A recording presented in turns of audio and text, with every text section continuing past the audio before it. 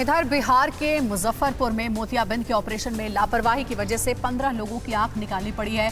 मामले पर मानवाधिकार आयोग ने मांगा है जवाब। सेंट्रल विस्टा पर क्यों आमने सामने है केंद्र और दिल्ली सरकार? कहां लूटकर भाग रहे बदमाश को लोगों ने सबक सिखाया और किन किन शहरों में तेंदुए की दहशत? देश और राज्यों की खबरों के लिए देखिए टॉप 9 देश प्रदेश। बिहार के मुजफ्फरपुर आई अस्पताल में मोतियाबिंद ऑपरेशन के दौरान भारी लापरवाही का मामला सामने आया है। ऑपरेशन के बाद आंख में इन्फेक्शन की शिकायत पर 15 लोगों की आंख निकालनी पड़ी है। संक्रमण की वजह से अभी कुछ और लोगों की आंखें निकाली जा सकती हैं। शुरुआती जांच में मामला लापरवाही का बताया जा रहा है। अस्पताल में करीब 65 लोगों की आंखों का ऑपरेशन हुआ था, जिनमें करीब 24 लोगों की आंखों में इन्फेक्शन की शिकायत हुई थी। बिहार के मुजफ्फरपुर आई हॉस्पिटल में लापरवाही को लेकर एनएचआरसी ने स्वतः संज्ञान लेते हुए बिहार सरकार के मुख्य सचिव को नोटिस जारी कर मामले में रिपोर्ट मांगी है। रिपोर्ट में आंखें गंवाने वाले मरीजों की संख्या, उन्हें दिए गए इलाज और जिम्मेदार लोगों के खिलाफ एक्शन के बारे में पूछा गया है। वहीं आज विधानसभा में मामले पर विपक्ष हंगामा कर सकता है और सरकार की ओर से स्वास्थ्य मंत्री सदन में जवाब दे सकते हैं।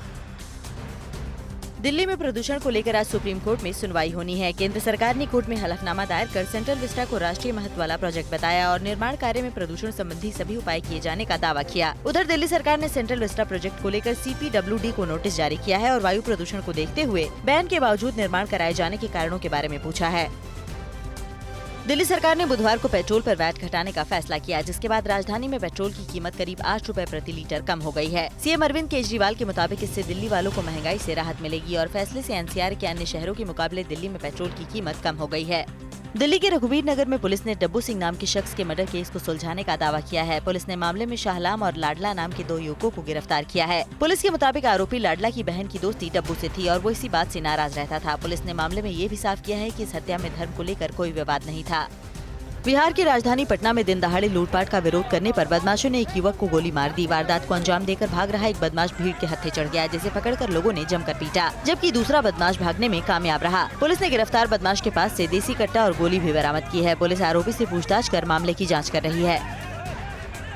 उत्तर प्रदेश के 3 शहरों में तेंदुए का आतंक देखा गया। अलीगढ़ में एक कॉलेज के क्लासरूम में घुसे तेंदुए ने छात्र पर हमला कर दिया, जिसमें छात्र बाल बचा। अमरोहा में जंगली सुअर को पकड़ने के लिए लगाए गए जाल में तेंदुए के फंसने से ग्रामीणों में हड़कंप मच गया। उधर कानपुर के VSSD कॉलेज परिसर में भी तेंदुए की चहलकदमी करती हुई तस्वीरें CCTV कैमरे में कैद हुई हैं। हरियाणा के कुरुक्षेत्र में अंतर्राष्ट्रीय गीता महोत्सव आज से शुरू होगा, जो 19 दिसंबर तक चलेगा। महोत्सव के मुख्य कार्यक्रम और सरस मेले का आयोजन 9 दिसंबर से 14 दिसंबर तक होगा। सीएम मनोहर लाल खट्टर ने बुधवार को महोत्सव की तैयारियों का जायजा लिया और कहा कि उनकी सरकार PM मोदी की कुरुक्षेत्र को गीता स्थली के रूप में विकसित करने के संकल्प को पूरा करने में लगी है।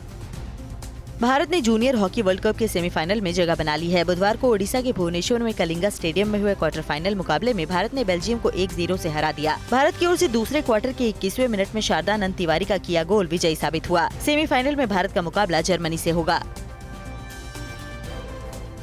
अड़ी सोमवार से शुक्रवार शाम 6 बजे सिर्फ TV9 भारतवर्ष पर।